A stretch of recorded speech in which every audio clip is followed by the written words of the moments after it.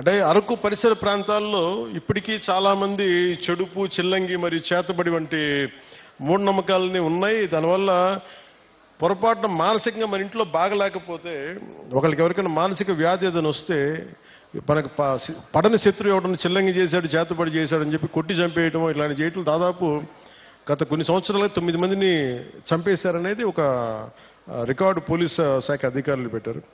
So వారి విజ్ఞాపన, వారి విన్నపం ఏంటంటే, ఎట్టి పరిస్థితుల్లో మీరు దయచేసి దీని అలా మూఢనమ్మకాల వైపు వెళ్ళకండి. ఏదైనా బాగలేకపోతే ఎందుకు బాగలేదు అని దృష్టిలో పెట్టుకొని అట్లా ఆలోచించమని, అందుకని దీనికోసం ప్రత్యేకించి వికాస్ అనే ఒక కార్యక్రమం ప్రారంభించారు.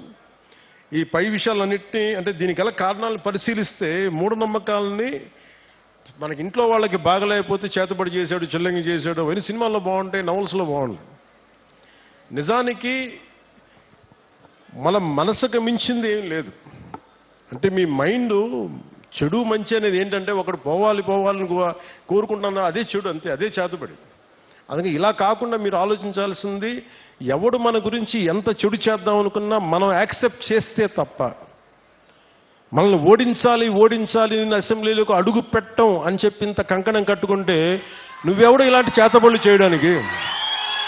ఇలా చూడండి, మనంటే పట్టణంలో ఎప్పుడు మాట్లాడతారు, అందువల్ల. కానీ మనం ఎలా ఎదుర్కోవాలి?